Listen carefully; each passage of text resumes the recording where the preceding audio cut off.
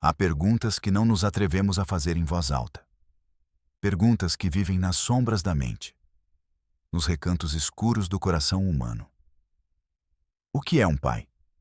Um protetor? Um guia? A primeira muralha contra o horror do mundo? E o que acontece quando essa muralha se torna uma jaula? Quando o protetor se transforma num monstro. Não um monstro com presas e garras, mas um muito pior. Um monstro com um sorriso amável e olhos cheios de uma lógica distorcida. Uma lógica que chama de amor a posse e de proteção a destruição da alma. O lugar onde olhamos diretamente para essa escuridão, onde contamos as histórias que a sociedade prefere enterrar sob o ruído da indiferença. Se acredita que há verdades que devem ser contadas, por mais dolorosas que sejam. Se acredita que o silêncio é cúmplice do sofrimento. Então inscreva-se e acompanhe-me nesta viagem ao coração do que nos torna humanos e, às vezes, desumanos. A história de hoje leva-nos a Yucatán, a uma cidade sem nome nos mapas turísticos. Um punhado de casas brancas queimadas por um sol implacável. Aqui, o tempo não corre. Ele se arrasta. O ar é espesso, pesado. Cheira a terra seca, a flores de cempasúchil e a segredos antigos. Segredos que grudam nas paredes de cal, que são sussurrados nas redes durante a sesta, que todos conhecem e que todos silenciam. Nesta aldeia vivia Armando. Um homem de 50 anos, respeitado, ou talvez temido. A diferença, às vezes, é apenas uma questão de perspectiva. Ele tinha terras, uma casa sólida e uma filha, Helena. Helena não era uma rapariga, era uma sombra. Um eco silencioso que seguia os passos do pai. Quando ela ia ao mercado, ele ia com ela. Quando ela lavava a roupa no rio, ele observava-a da margem. Os seus olhos nunca a deixavam. Nunca. As pessoas da aldeia viam. Claro que viam. Viram a mão de Armando sempre no ombro de Helena, um pouco mais firme do que o necessário. Eles viam o olhar da rapariga, um olhar vazio, apagado, como uma vela a quem roubaram o oxigênio. Eles murmuravam: pobre rapariga. Armando é assim, sempre tão protetor. É a sua única filha, é natural. Natural. Que palavra terrível quando usada para justificar o horror. Um dia, o murmúrio transformou-se num grito abafado. Armando anunciou o casamento. O casamento da sua filha, Helena. A aldeia respirou aliviada. Finalmente. Finalmente ela seria livre. Mas a alegria durou pouco. Apenas até Armando pronunciar o nome do noivo. Um silêncio denso, como lama, caiu sobre a praça. O ar tornou-se irrespirável. O noivo era ele, Armando, o seu próprio pai. Ninguém disse nada. Ninguém se atreveu. O padre da aldeia baixou o olhar e falou de tradições antigas. O presidente municipal sorriu, deu uma palmada nas costas de Armando e desejou-lhe felicidades. A família é a família. E o que acontece na família, em Yucatán, fica na família. Apodrece na família. Mas uma rachadura apareceu na parede do silêncio. Alguém não aguentou mais.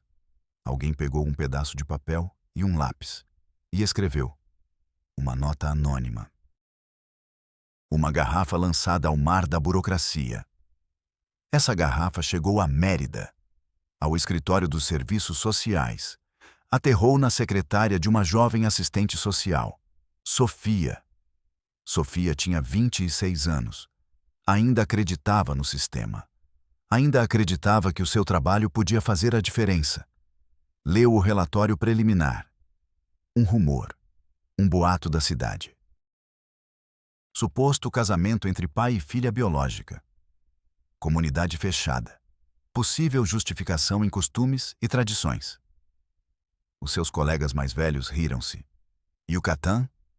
Boa sorte com isso, novata. Lá eles têm as suas próprias leis. Não se meta. Arquive. Arquive. A palavra que o sistema usa para dizer enterre. Faça desaparecer. Mas Sofia viu a foto anexada ao processo. Uma foto desfocada, tirada de longe. Helena, de pé ao lado do pai. Ela usava um huipil branco, tradicional. Mas o seu rosto... Sofia ampliou a imagem no ecrã do seu computador. Nos olhos daquela rapariga não havia nada. Nem alegria, nem tristeza, nem medo. Apenas um vazio vasto e assustador. Como uma casa abandonada. Como um campo após um incêndio. Esse vazio falou com Sofia. Contou-lhe uma história que não estava no relatório. Uma história de terror silencioso. Ela decidiu ir. Pegou seu carro velho e dirigiu até o coração da península, deixando para trás o asfalto de Mérida, entrando em um mundo diferente. Um mundo de estradas de terra vermelha e seibas sagradas. Um mundo onde a lei dos homens desaparece e outras forças prevalecem, mais antigas, mais sombrias. O asfalto cedeu após alguns quilômetros.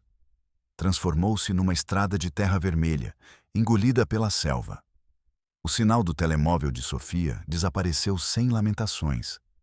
Ela estava sozinha. O mundo moderno, com as suas regras e a sua lógica, tinha ficado para trás.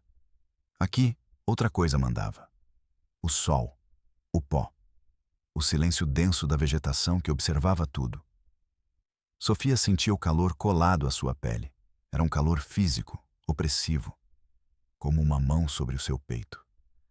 O ar-condicionado do seu carro lutava, mas perdia a batalha. A cada quilômetro, o mundo tornava-se mais estranho, mais denso. Os sons da cidade foram substituídos pelo zumbido de insetos invisíveis. E por um silêncio que não era paz. Era expectativa. Quando chegou à aldeia, o sol estava no seu ponto mais alto. Queimava as paredes brancas das casas. A praça principal estava deserta. Uma ilusão de abandono. Sofia desligou o motor e o silêncio atingiu-a. Não era um silêncio vazio. Estava cheio de olhos. Sentiu os olhares vindos das janelas entreabertas. Por trás das portas de madeira escura.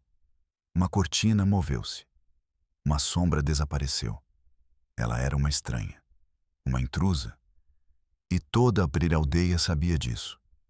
Ela saiu do carro. Os seus sapatos de cidade ficaram cobertos por um pó fino e avermelhado. O pó dos segredos. Ela viu uma mulher sentada à sombra de uma flamboyant, com uma cesta de frutas aos seus pés. Sofia aproximou-se, forçando um sorriso. Boa tarde. Procuro a família do Armando. A mulher não levantou os olhos. Continuou a arrumar as mangas. Não sou daqui, murmurou. Uma mentira tão clara como o sol que as queimava. Tentou com um homem que descansava num banco de pedra. O homem olhou para ela, mas os seus olhos não a registraram. Olhavam através dela, para o passado ou para o nada. Não respondeu. Nenhum gesto. Nenhuma palavra. Era um muro. Um muro invisível construído com medo e lealdade. Ou talvez com algo pior. Com resignação. O sistema. Sofia lembrou-se das risadas dos seus colegas. Procurou o edifício da Câmara Municipal. Encontrou-o no final da praça. Uma construção de um único andar, com a pintura descascada. A bandeira do México, descolorida pelo sol, pendia lânguida de um mastro enferrujado. Lá dentro, o ar era ainda mais pesado. Cheirava a papel velho e suor. Um ventilador de teto girava com uma lentidão agonizante, movendo o ar quente sem o resfriar. Atrás de uma secretária de madeira escura, um homem corpulento abanava-se com um jornal. O presidente municipal. A lei neste canto esquecido de Deus. O homem sorriu para ela. Um sorriso largo, cheio de dentes de ouro. Senhorita, em que posso ajudá-la? Uma Coca-Cola? Está um pouco morna. Sofia foi direta. Colocou o relatório sobre a mesa. O homem nem olhou para ele. O sorriso não desapareceu, mas os seus olhos ficaram pequenos. Duros. Ah, disse ele. A visita de Mérida. Ele já sabia. Claro que sabia. Num lugar como aquele, não há segredos para o poder. Dom Armando avisou-me que talvez viesse alguém, para fazer perguntas. Ele recostou-se na cadeira, que rangeu sob o seu peso. Olhe, senhorita, aqui as coisas são diferentes. Somos uma comunidade unida. Cuidamos uns dos outros. Cuidar é permitir que um homem se case com a própria filha? Replicou Sofia, com a voz ligeiramente trêmula. O presidente municipal suspirou. Um suspiro teatral, cansado. Vocês da cidade não entendem. São os nossos costumes. Dom Armando é um homem bom. Ele quer proteger a sua filha, proteger o sangue. O patrimônio. Isso é um crime. Chama-se incesto, chama-se abuso. Aqui chama-se família, disse o homem, e a sua voz perdeu toda a falsa gentileza. Tornou-se plana, fria. Não há denúncia. A rapariga é maior de idade. O padre deu a sua bênção. Não há nada para ver aqui, senhorita. Ele levantou-se. Era um sinal. A conversa tinha terminado. Obrigado pela sua visita. Tenha uma boa viagem de volta a Mérida. Não era um desejo. Era uma ordem. Sofia saiu daquele escritório sentindo náuseas. O calor da tarde pareceu-lhe de repente um frio glacial. Ela encostou-se à parede do seu carro. As suas mãos tremiam. Não de medo, de raiva. Uma raiva impotente. O sistema não estava avariado. Funcionava na perfeição, mas não para proteger as vítimas. Funcionava para se proteger a si próprio, para manter o equilíbrio do horror. O homem da Câmara Municipal não era um monstro. Era uma engrenagem, uma peça enfadonha e eficiente na maquinaria da indiferença. Sentiu um sabor metálico na boca. O sabor da derrota. Olhou para a praça. Agora havia mais gente. Movimento lento, silencioso. E então viu-os, a caminhar desde a igreja, Armando e Helena. Ele era alto, robusto. Caminhava com a segurança de um rei no seu feudo. Ela era exatamente como na foto. Pequena, frágil, uma silhueta borrada ao seu lado. Armando tinha uma mão sobre ela. Não no ombro, não nas costas. Ele a segurava pela nuca, os dedos agarrados à base do crânio. Não era um gesto de carinho. Era um gesto de controle absoluto, como se segura um animal, como se exibe um troféu. Helena caminhava com a cabeça ligeiramente inclinada. O seu rosto, uma máscara de gesso. Os seus olhos olharam na direção de Sofia por um instante, sem a ver. 2 poços escuros e vazios. Sofia prendeu a respiração. O vazio daqueles olhos era um grito. Um grito silencioso que ninguém naquela maldita cidade queria ouvir. Mas Sofia ouviu. Ressoou dentro da sua cabeça, forte e claro. Perfurou a sua alma. Naquela noite, no único quarto decrépito que conseguiu alugar, Sofia não dormiu. As paredes finas pareciam respirar. Cada rangido da madeira, cada latido distante de um cão, cada sussurro do vento era uma ameaça. A imagem da mão de Armando no pescoço de Helena repetia-se na sua mente. Uma e outra vez. O peso da solidão era esmagador. Ela estava em território inimigo. Sozinha. Contra todos. Pensou em voltar para Mérida. Em escrever o relatório. Não foi possível verificar. A comunidade não coopera. Recomenda-se encerrar o caso. Seria fácil.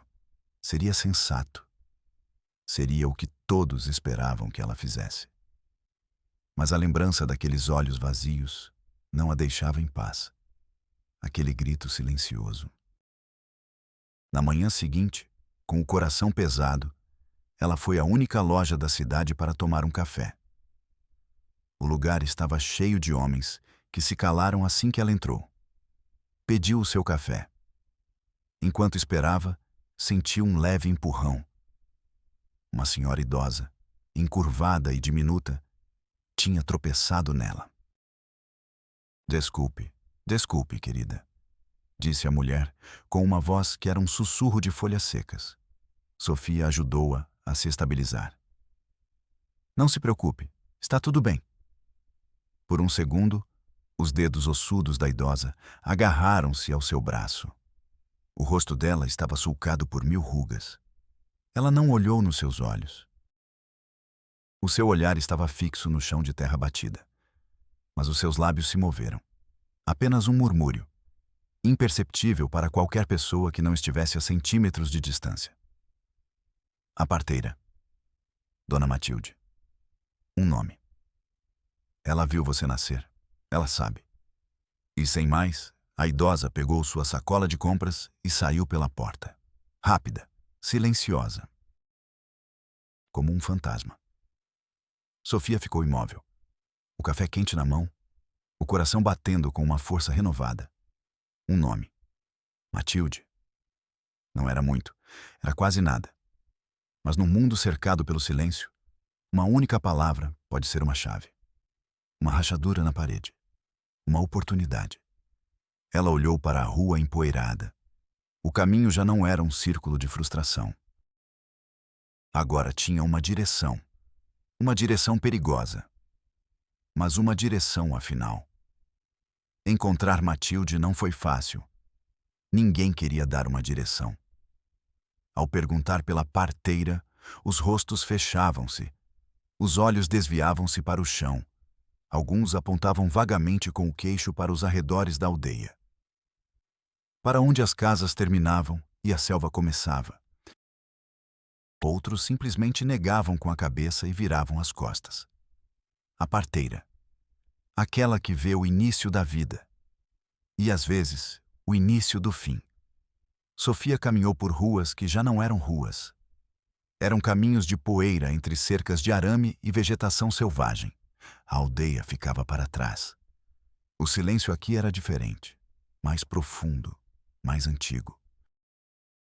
Chegou a uma pequena casa de madeira, afastada de tudo, quase devorada pelas árvores. Uma fumaça branca saía de uma chaminé de tijolos. Não havia um jardim bem cuidado. Apenas ervas medicinais crescendo em vasos quebrados. Funcho, ruda, epazote. Aromas que curam. Odores que protegem dos maus espíritos. Era aqui. Tinha de ser aqui. O coração de Sofia batia forte. Um batimento seco, na garganta. Ela bateu a porta. Uma batida suave. Ninguém respondeu. Ela bateu novamente, um pouco mais forte. Dona Matilde?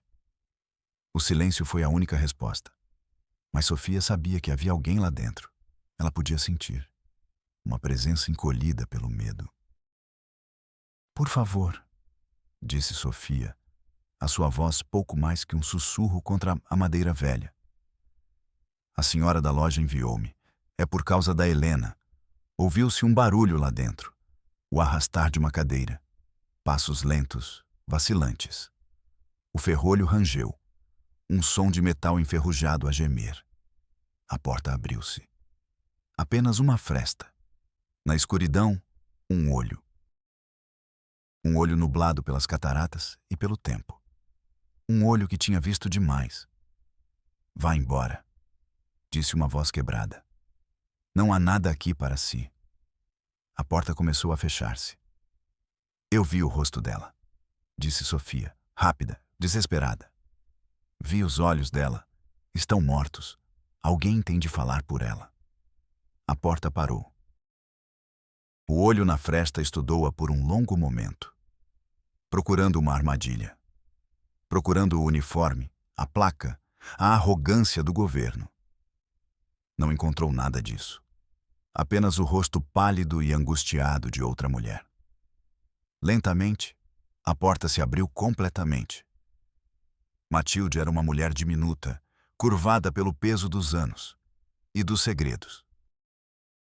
A sua pele, um mapa de rugas profundas. Vestia um ruipio desbotado. Não a convidou a entrar. Simplesmente virou-se e caminhou para o interior da penumbra. Era uma aceitação silenciosa. Sofia entrou e fechou a porta. O interior cheirava a lenha queimada, ervas secas e solidão. Um único quarto. Uma rede, uma pequena mesa, um fogão a lenha. Tudo estava limpo. Pobre, mas imaculado. Matilde sentou-se num pequeno banco de madeira de costas para ela. O seu corpo era um nó de tensão. Sofia ficou de pé. Não se atrevia a mexer-se. Não se atrevia a respirar muito forte. O silêncio prolongou-se. Sofia compreendeu. Não era o lugar dela para pressionar. Era o lugar dela para esperar. Para receber a confissão, se é que ela viria. Passaram-se minutos que pareceram horas. Lá fora, um pássaro cantou. Lá dentro, apenas o som da respiração contida. Finalmente, Matilde falou. A sua voz, um murmúrio que saía do fundo da terra. Eu trouxe-a ao mundo. Fui a primeira a segurá-la. Sofia sentiu um arrepio. Era tão pequena, tão perfeita. Matilde virou a cabeça. Os seus olhos turvos fixaram-se em Sofia. A sua mãe, Isabel, chorava de alegria. Mas ele não. Armando. Ele tirou-a dos meus braços, com uma avidez animal. Olhou para ela como se olha para uma propriedade, um objeto comprado, e disse: é minha, não é nossa. Ele disse: minha. Sofia engoliu em seco. O ar na sala parecia denso, pesado. Ela podia sentir o frio da cadeira de madeira sem tocá-la. Podia ouvir o zumbido do seu próprio sangue nos ouvidos. E isso era apenas o começo. Isabel não era daqui, continuou Matilde. Ele a conheceu em uma viagem a Valladolid. Ela era professora. Tinha luz nos olhos. Essa luz foi se apagando aos poucos. Armando não a deixava sair sozinha, não a deixava falar com ninguém. Quando Helena nasceu, ficou pior. Ele a isolou completamente. Isabel queria ir embora, queria pegar a filha e voltar para a família. Ela me contou isso um dia, às escondidas no rio. Estava com medo. Um medo terrível. Matilde fez uma pausa. As suas mãos trêmulas procuraram algo para fazer e começaram a alisar uma prega inexistente no seu vestido. Uma semana depois, Isabel estava morta. O horror dessa frase caiu sobre Sofia como uma pedra. Simples, direta, definitiva. Ela caiu das escadas, disse Matilde, a sua voz carregada de um sarcasmo amargo que guardara durante décadas. Foi o que ele disse. Foi o que o presidente municipal disse. Foi o que toda a cidade disse. Um acidente. Que triste. Matilde inclinou-se para a frente. A sua voz baixou para um sussurro conspiratório, cheio de veneno. Mas quando fui preparar o corpo, eu vi as marcas. Nos braços dele, no pescoço, marcas antigas e novas, hematomas com a forma de dedos. Ninguém me perguntou, e eu não disse nada. A quem? Quem iria acreditar em mim contra Dom Armando, o dono de metade da cidade? Então fiquei calada. Enterrei Isabel. E com ela, enterrei a verdade. Sofia sentiu que lhe faltava o ar. Apoiou uma mão na parede para não cair. A parede estava fria, úmida, como a pele de um morto. Ela queria vomitar, queria gritar, mas obrigou-se a ficar quieta, a ouvir. Por Helena. Ele criou a menina sozinho, disse Matilde. Ou melhor, ele aprendeu. Ele tirou-a da escola. Eu vou ensinar-lhe tudo o que ela precisa saber, dizia ele. Ele construiu um mundo à sua medida. Um mundo onde ele era o sol, a lua, a lei e Deus. A menina cresceu sem amigos, sem outras crianças. A sua única janela para o mundo eram os olhos do pai. E esses olhos refletiam apenas uma coisa: posse. Quando ela começou a tornar-se mulher, o controlo tornou-se obsessão. Lembro-me de um rapaz, Miguel, o filho do padeiro. Era um bom rapaz, tímido. Um dia, ele deu uma flor para Helena no mercado. Uma flor de buganvília. Ela pegou-a e sorriu. Foi a primeira vez que a vi sorrir em anos. Armando viu tudo. Não disse nada. Apenas olhou para o rapaz. Um olhar que gelava o sangue. Na manhã seguinte, o cão da família do padeiro apareceu envenenado, pendurado numa árvore no seu próprio quintal. Ninguém disse que tinha sido o Armando. Mas todos sabiam. A mensagem era clara. A Helena não é para ninguém. A Helena é minha. O nó no estômago da Sofia era uma bola de fogo e gelo. Crueldade calculada.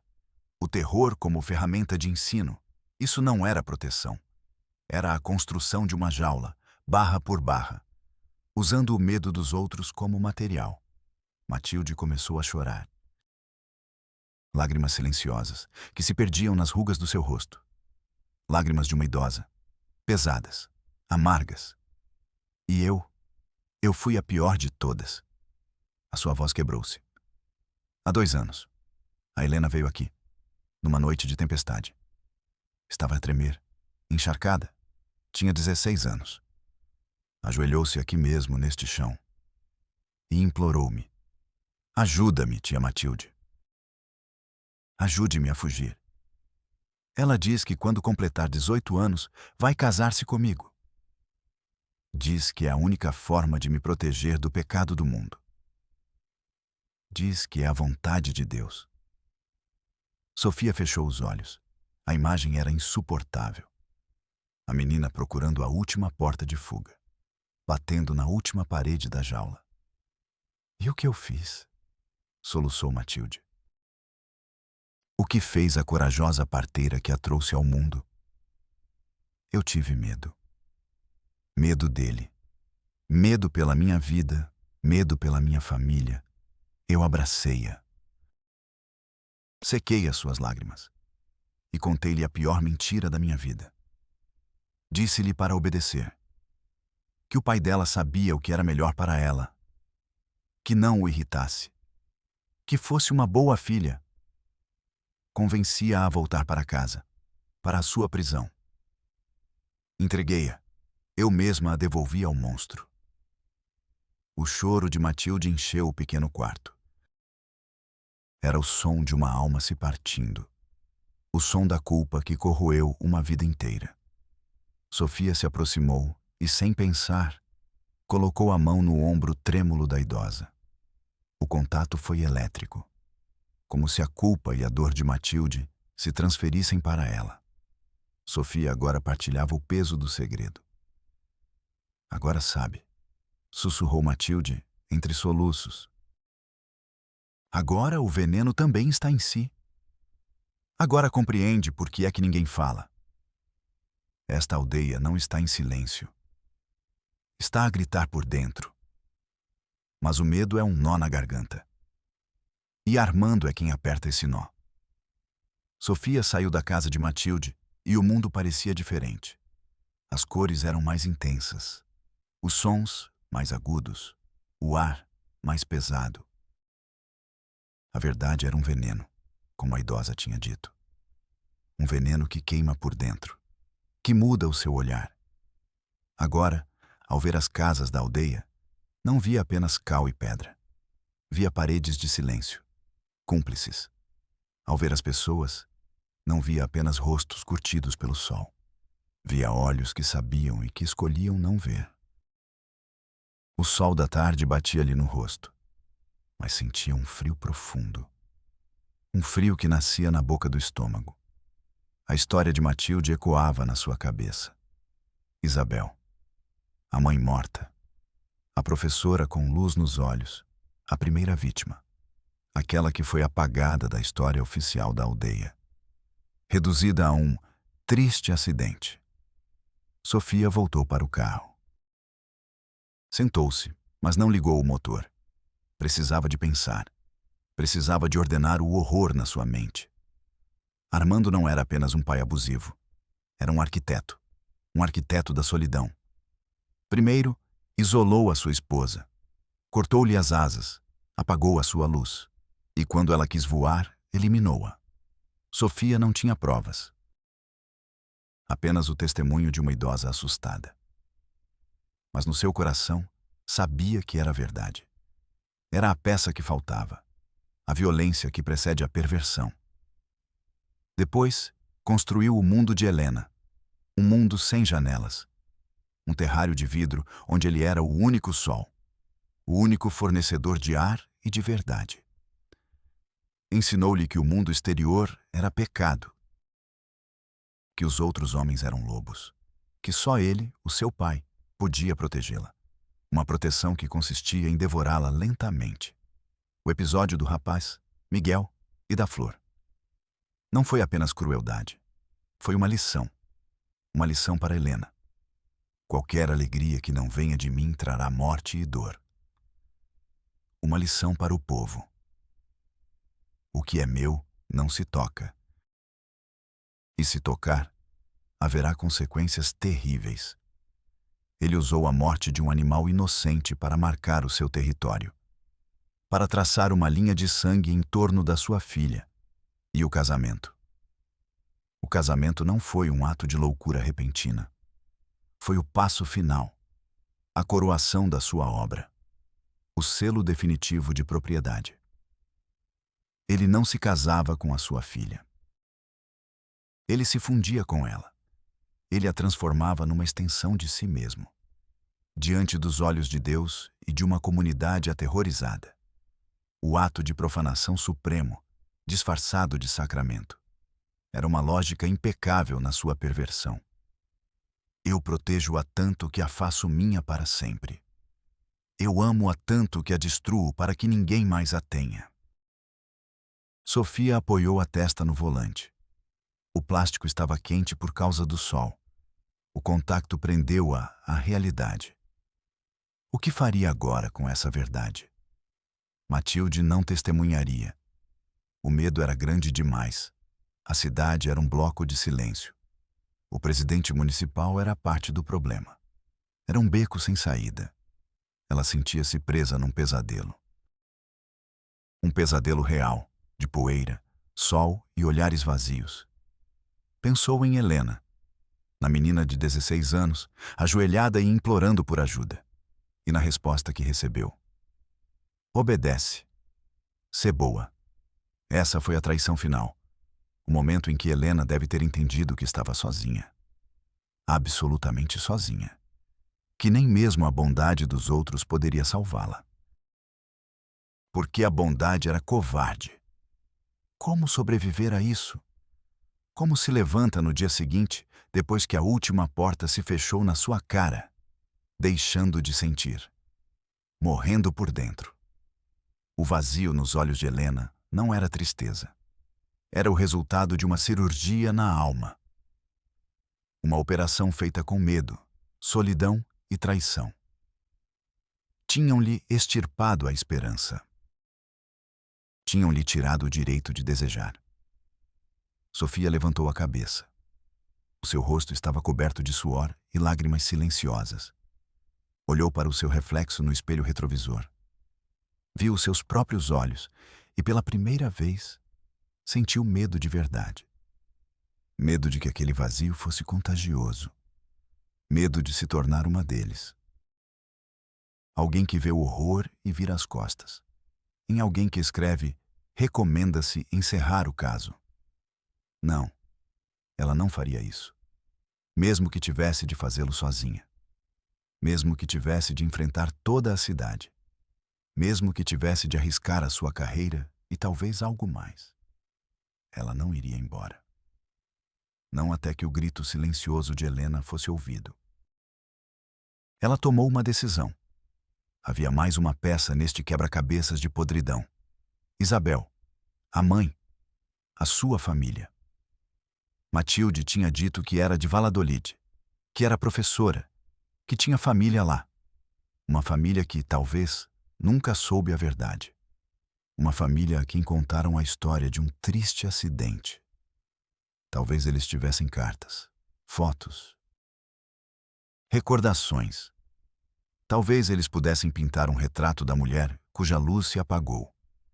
Talvez a sua voz, do túmulo, pudesse começar a derrubar o muro. Era um tiro no escuro, uma possibilidade remota, mas era alguma coisa. Era um fio para puxar, um fio que Armando, na sua arrogância, talvez tivesse esquecido. Arrancou o carro. O motor soou como um grito de desafio na quietude da tarde. Não se dirigiu para Mérida. Não tomou o caminho da derrota. Virou o volante e rumou para leste, para Valladolid, para o passado, à procura dos fantasmas que Armando pensava ter enterrado para sempre. Enquanto conduzia, a paisagem de Yucatán passava ao seu lado. Árvores de ceiba com seus galhos estendidos como braços ossudos. Ruínas maias esquecidas, cobertas de mato. Tudo lhe falava de histórias enterradas, de segredos guardados pela terra. A história de Armando e Helena não era uma anomalia. Era apenas uma versão mais brutal, mais visível, de uma escuridão que sempre esteve lá. Latente. À espera que o medo e a indiferença lhe permitissem crescer. A viagem até Valladolid foi longa. As horas se estenderam sob um céu que mudava de azul para laranja e roxo. Sofia conduzia em silêncio. Já não era uma assistente social cumprindo um mandato. Era uma detetive. Uma arqueóloga de tragédias familiares. Uma caçadora de monstros que se vestem como homens respeitáveis. Sentia o peso da história de Matilde nos seus ombros. E o peso da esperança. Uma esperança frágil, quase inexistente. A esperança de que, em algum lugar, houvesse mais alguém que se lembrasse da luz nos olhos de Isabel e que estivesse disposto a lutar pela filha que lhe foi tirada. Chegou a Valladolid à noite. A cidade estava diferente. Maior, mais viva. Com luzes, turistas e barulho. Um mundo que não tinha nada a ver com o silêncio sufocante da aldeia de Armando. Registou-se num pequeno hotel. Estava exausta, física e emocionalmente. Tomou banho e a água quente pareceu lavar parte da sujeira. Mas o frio continuava dentro dela. Deitou-se na cama, mas o sono não vinha. Sempre que fechava os olhos, via o rosto de Helena, o vazio, e a mão de Armando na sua nuca, o gesto do dono, a tatuagem invisível da posse. Naquela noite, Sofia compreendeu algo fundamental sobre o mal. O mal nem sempre grita. Muitas vezes sussurra. Muitas vezes sorri. E muitas vezes disfarça-se de amor. O dia seguinte em Valladolid começou com uma tarefa quase impossível: encontrar a família de uma mulher chamada Isabel. Uma professora, morta há mais de 20 anos, sem apelidos, sem endereço. Apenas um nome e uma cidade. Sofia começou pelos arquivos municipais, o registro civil. Um edifício cinzento, com cheiro a umidade e tempo parado. Ela enfrentou o seu primeiro obstáculo. Um funcionário com o olhar perdido e a alma desgastada. Isabel o quê? Perguntou ele, sem levantar os olhos de um jogo de palavras cruzadas. Não sei. Ela era professora. Morreu há cerca de 20 anos, casada com um homem chamado Armando. O homem suspirou. O suspiro universal do burocrata incomodado. Senhorita, sem um apelido, sem uma data exata. É como procurar uma agulha num palheiro. Temos milhares de registros. É um caso de abuso, uma emergência. O homem levantou os olhos pela primeira vez. Os seus olhos não demonstravam compaixão nem interesse. Apenas aborrecimento. Todos têm uma emergência, disse ele. Preencha o formulário 14A, pedido de pesquisa de arquivos. Demora de 6 a 8 semanas, se for aprovado. 6 a 8 semanas. Nessa altura, a alma de Helena seria um deserto irreversível. Sofia sentiu a raiva subir pela garganta. Uma onda de fogo. Mas ela se conteve. Gritar não adiantaria nada. O sistema não responde a gritos, apenas aos selos e aos formulários corretos. Ela saiu dali, frustrada, impotente. Próxima parada, a Secretaria de Educação local, talvez nos arquivos dos professores. O prédio era mais novo, mas a atitude era a mesma. Uma recepcionista falava ao telefone sobre o seu fim de semana. Fez-lhe esperar 20 minutos. Quando finalmente lhe prestou atenção, a sua resposta foi uma facada. Os arquivos de professores falecidos ou aposentados há mais de 15 anos são eliminados. Política de espaço. Eliminados. A vida de Isabel, a sua carreira, a sua vocação. Reduzida a uma política de espaço. Apagada. Como se nunca tivesse existido. Sofia sentiu que o mundo encolhia. Cada porta que batia, fechava-se na sua cara. O sistema não era apenas lento, era especialista na arte de esquecer. Desesperada, Sofia começou a percorrer as escolas mais antigas da cidade, uma a uma, perguntando aos diretores, aos zeladores, aos professores mais velhos, mostrando uma foto mental que não tinha. Uma professora chamada Isabel, há 25 anos. Alguém se lembra dela? Recebeu olhares estranhos, respostas negativas, sorrisos compassivos, mas inúteis. O dia consumiu-se numa caminhada sem fim, sob um sol castigador. A esperança esvaía-se a cada não. No final da tarde, entrou na última escola da sua lista. Uma pequena escola primária num bairro humilde. O diretor era um homem idoso, prestes a se aposentar. Ouviu a pergunta de Sofia com paciência. Ficou a pensar, coçando o queixo. Isabel. Isabel. Moreno? Isabel Moreno? O coração de Sofia deu um salto. Sim. Talvez, não tenho a certeza do apelido. Havia uma Isabel Moreno, uma jovem brilhante, cheia de vida. Saiu da escola de repente. Disseram-nos que se tinha casado e mudado para uma aldeia. Sim, foi uma pena. Era a melhor professora que tínhamos. O diretor levantou-se e caminhou até um velho arquivo de metal. Vasculhou entre pastas amareladas e tirou uma, fina, quase vazia. Aqui está, o seu arquivo. Abriu a pasta e lá estava. Uma foto a preto e branco, tamanho credencial. O rosto de uma jovem de 20 e poucos anos, com um sorriso tímido e olhos brilhantes. Olhos cheios de luz. A luz que Matilde tinha descrito. Isabel Moreno. Finalmente tinha um nome. Finalmente tinha um rosto. Sofia sentiu as lágrimas queimarem-lhe os olhos. Não era um fantasma. Era real. Tinha existido. Na pasta havia um endereço. O dos pais dela. É um número de telefone. Sofia ligou naquele momento, com as mãos trêmulas. O telefone tocou. 1, 2, 3 vezes. Uma voz de mulher, idosa e cansada, atendeu. Estou a falar com a família de Isabel Moreno? Houve um silêncio do outro lado da linha. Um silêncio pesado, carregado de uma dor antiga. Quem está a falar? Disse a mulher, com a voz quebrada. Sofia explicou quem era. Não contou todo o horror. Apenas que estava a trabalhar num caso que envolvia a sua neta, Helena, e que precisava da sua ajuda. Houve outro silêncio. Depois, um soluço abafado.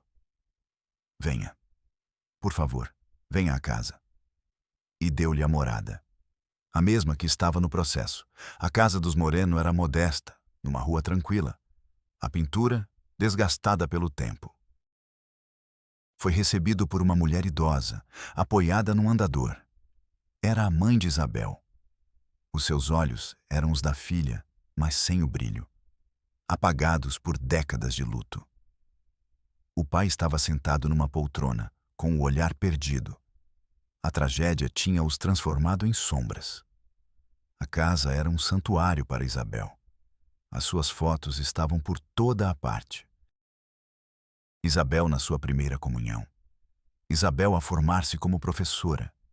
Isabel a sorrir com as suas amigas. Uma vida congelada no tempo. Nunca gostamos daquele homem, disse a mãe com uma voz sussurrante. Armando.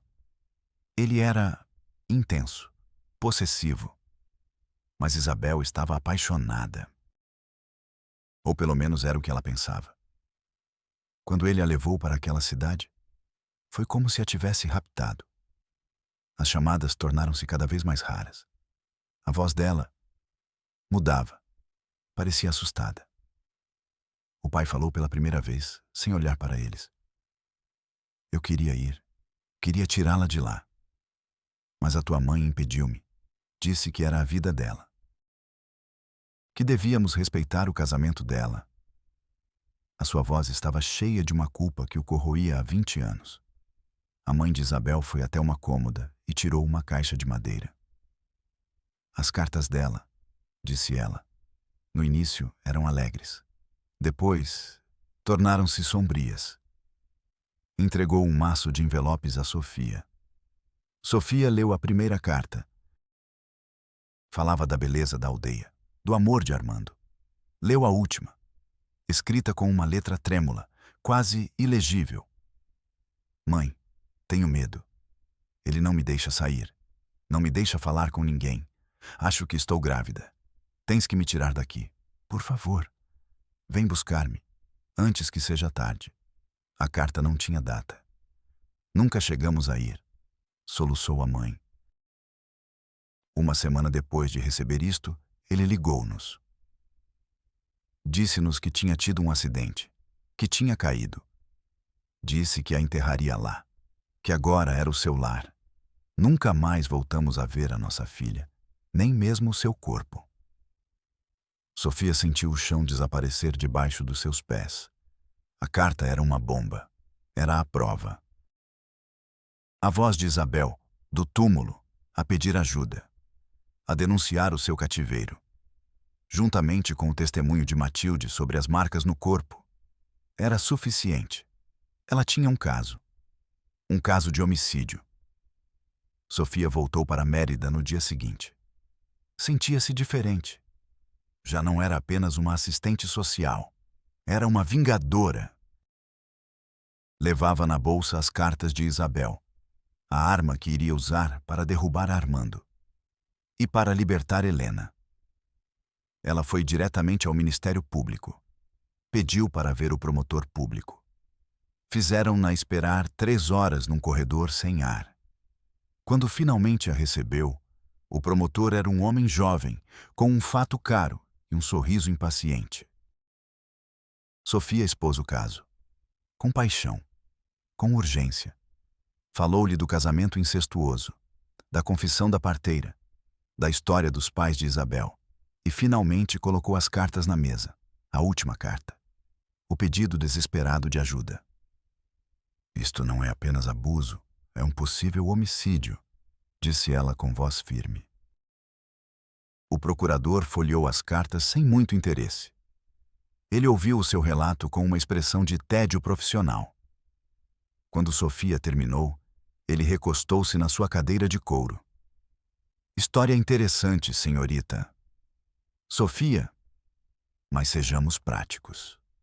A testemunha principal é uma idosa analfabeta que não vai depor. Os pais da falecida são emocionalmente instáveis e o seu testemunho é baseado em boatos. E estas cartas são de há 20 anos. Não tem data. Podem ter sido escritas em qualquer altura.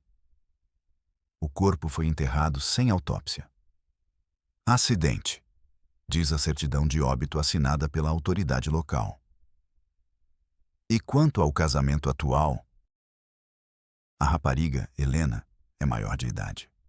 Não há queixa da parte dela. Legalmente, enquanto ela não disser nada, não há caso. Sofia olhou para ele, incrédula. Não podia ser. Ela não podia estar a ouvir aquilo.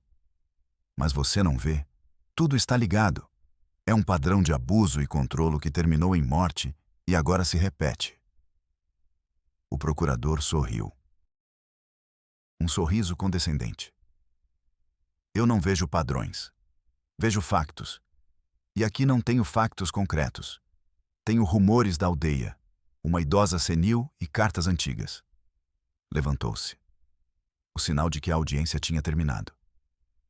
Agradeço o seu zelo profissional, senhora. Mas a acusação não pode agir com base em palpites. Precisamos de provas conclusivas. Se a rapariga Helena vier aqui e apresentar uma queixa, então temos um caso. Entretanto, não há nada que eu possa fazer. Sofia ficou sentada, paralisada. O mundo tinha parado. Ela tinha trazido a verdade numa bandeja de prata. E o sistema tinha-lhe devolvido. Fria, rejeitada. O procurador caminhou em direção à porta. Agora, se me dá licença, tenho um almoço importante. Deixou-a sozinha no escritório. Sozinha com as cartas de Isabel. Letras mortas. Um grito de socorro que tinha chegado 20 anos atrasado, apenas para morrer novamente na mesa de um burocrata. Sentiu uma náusea profunda. Um sabor amargo na boca. O sabor da justiça. Ou melhor, da sua ausência. O sistema não tinha falhado. O sistema era isto. Uma máquina fria e lógica que não compreende a dor. Apenas os processos, as provas, os procedimentos. Uma máquina que protege os monstros, desde que os monstros conheçam as regras. Sofia saiu da procuradoria e a luz do sol cegou-a. O barulho da cidade, os carros, as pessoas, tudo parecia irreal. Ela acabara de estar no coração da máquina e tinha visto o seu rosto. Um rosto indiferente, asseado e bem alimentado. Caminhou sem rumo pelas ruas de Mérida. As cartas de Isabel pesavam na sua bolsa como pedras. O grito de uma mulher morta. O eco de uma vida roubada. E não significavam nada. Não para eles, não para o sistema. Sentou-se num banco de um parque. Viu as crianças brincando, os casais rindo. Um mundo normal. Um mundo que nada sabia sobre povos silenciosos e monstros respeitados. Pensou em Helena. O que ela estaria fazendo naquele momento? Estaria servindo a comida ao seu pai-marido? Estaria olhando para uma parede, com os olhos vazios? Teria ela já esquecido como era desejar algo? Teria ela esquecido o toque de uma flor de buganvília na sua mão? O fracasso era uma entidade física, um nó na garganta que a impedia de respirar, um peso nas costas que a curvava.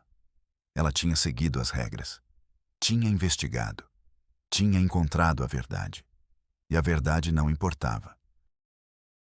O sistema não foi concebido para procurar a verdade, foi concebido para manter a ordem. E naquela aldeia de Yucatán, a ordem chamava-se Armando. A impotência consumia-a. O que mais poderia fazer? Voltar para a aldeia? Enfrentar Armando sozinha?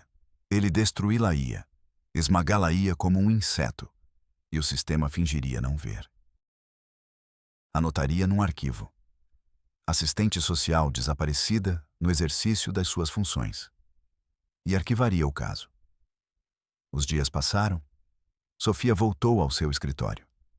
Os seus colegas olhavam para ela com uma mistura de pena e escárnio. Nós avisamos, diziam os seus olhos. Não se pode mudar o mundo. O seu chefe chamou-a. Sofia, tem de encerrar o arquivo de Yucatán. Não há elementos para continuar. Arquívio. Arquívio. A palavra final. a lápide burocrática sobre o túmulo da justiça. Sofia olhou para o ecrã do seu computador. O relatório aberto.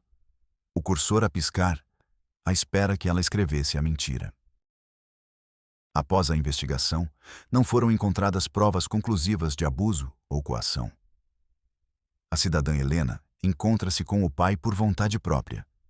Recomenda-se encerrar o caso. Os seus dedos recusavam-se a escrever. Cada letra era uma traição. Uma traição a Helena, a Isabel, a Matilde, a si mesma. Naquela noite não conseguiu dormir. A imagem do sorriso condescendente do procurador atormentava-a. Se a rapariga Helena vier aqui e apresentar uma queixa, uma armadilha perfeita, um círculo vicioso. A vítima não pode denunciar porque está controlada. E o sistema não pode agir porque a vítima não denuncia. Uma obra-prima de ineficácia deliberada. Então, no meio da escuridão do seu apartamento, teve uma ideia. Uma ideia louca, perigosa, fora de todos os protocolos. Uma ideia que não vinha da assistente social. Vinha da mulher que tinha olhado para o vazio nos olhos de Helena e não tinha conseguido esquecer. Se o sistema não ia levar Helena à justiça, talvez ela pudesse levar um pedaço do sistema a Helena. Na manhã seguinte, não foi ao escritório.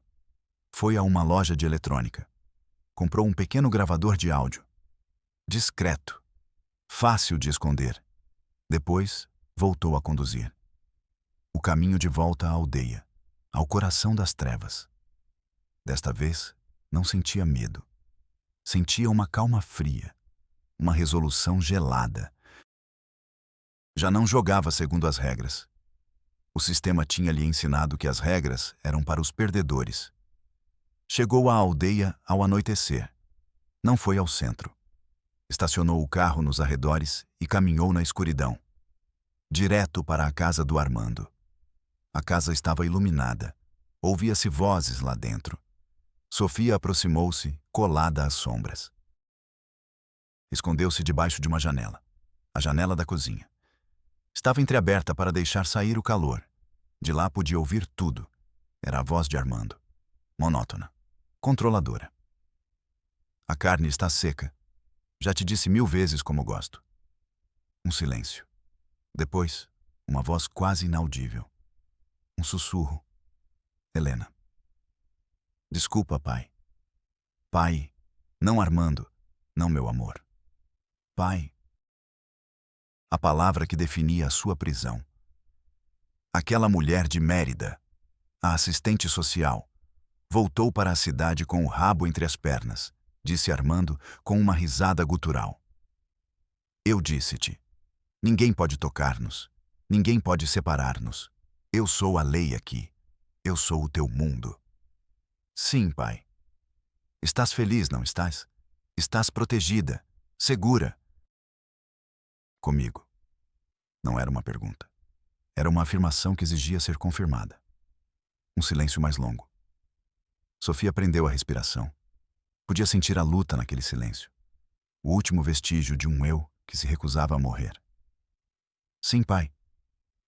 Estou feliz. A voz era de um autômato, vazia, morta. Naquele momento, Sofia soube o que tinha de fazer. Não bastava gravar a voz de Armando. Precisava da voz de Helena, a sua verdadeira voz. O grito que ninguém ouvia. Ligou o gravador no bolso e saiu das sombras. Caminhou até a porta principal e chamou, com força. Fez-se um silêncio absoluto lá dentro. Depois, passos pesados. A porta abriu-se de repente. Armando estava lá. O seu rosto contraiu-se numa máscara de fúria ao vê-la. Você? O que diabos está a fazer aqui? Saia da minha propriedade. Vim falar com a Helena, disse Sofia, com voz firme, projetando uma segurança que não sentia.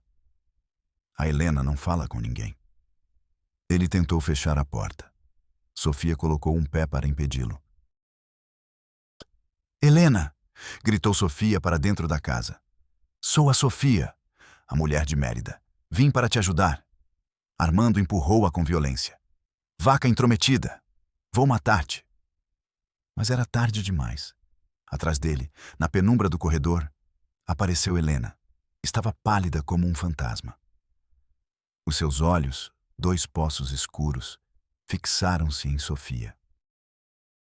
Pela primeira vez, Sofia viu algo neles. Não era vazio. Era uma centelha, minúscula, aterrorizada, mas viva. Helena, você não precisa viver assim, disse Sofia, sua voz gravando-se junto com o som do vento e os latidos distantes. Existe outro mundo, um mundo onde você pode ser livre. A morte da sua mãe não foi um acidente.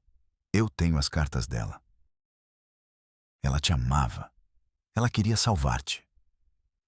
Armando virou-se para Helena, o seu rosto desfigurado pelo pânico e pela raiva. A máscara de homem respeitável tinha caído. Agora só restava o monstro. Não a ouças. Ela mente. Ela quer destruir-me, destruir-nos. Agarrou Helena pelo braço, com força. Diz-lhe para se ir embora. Diz-lhe que és feliz comigo. Helena olhou para ele. Olhou para a mão que a segurava. Olhou para o rosto do homem que tinha sido o seu Deus e o seu carcereiro. Depois, olhou para a Sofia, para a estranha que tinha voltado por ela, aquela que não tinha desistido. Abriu a boca, e o que saiu não foi um sussurro, foi um grito. Um grito que tinha sido guardado durante 20 anos. Um grito que rasgou a noite e o silêncio da aldeia. Não. Essa única palavra foi como uma explosão. Quebrou o feitiço. Quebrou a jaula. O gravador no bolso de Sofia capturou tudo. O grito. A fúria de Armando. O som da luta. Sofia não ficou para ver o final. Ela correu. Correu para o carro com o coração na boca e a gravação em mãos. A prova definitiva. A voz da vítima. Não sabemos exatamente o que aconteceu depois naquela casa. Os vizinhos dizem que ouviram gritos. Depois, um silêncio assustador. Quando a polícia finalmente chegou, horas mais tarde, alertada por uma chamada anônima de Sofia a partir da estrada, encontraram Armando morto no chão da cozinha, com uma faca cravada no peito. Helena estava sentada num canto, a balançar-se, com o olhar perdido. Mas desta vez, as suas roupas estavam manchadas de sangue. O sangue do seu pai, do seu marido, do seu criador. O sistema finalmente teve de agir. Não podiam ignorar um cadáver. Helena foi presa. A gravação de Sofia tornou-se a prova-chave da sua defesa. Demonstrou anos de abuso, de controlo psicológico. A síndrome de Estocolmo, a autodefesa de uma alma encurralada. Não a enviaram para a prisão. Enviaram-na para uma instituição psiquiátrica, livre da sua jaula física, mas prisioneira, talvez para sempre, na jaula da sua mente. Às vezes, a justiça não é uma vitória limpa. Não é um final feliz. Às vezes, a justiça é apenas um desastre um pouco menos horrível do que a injustiça. É o som de uma jaula a partir-se, embora o pássaro já não saiba voar. É uma cicatriz que substitui uma ferida aberta. A história de Helena é um lembrete, de que os monstros mais terríveis não vivem na escuridão. Vivem à luz do dia, sorriem, são respeitados e constroem os seus infernos com o silêncio e a cumplicidade de todos nós. Obrigam-nos a perguntar: o que é pior? O mal que se comete ou o bem que se deixa de fazer?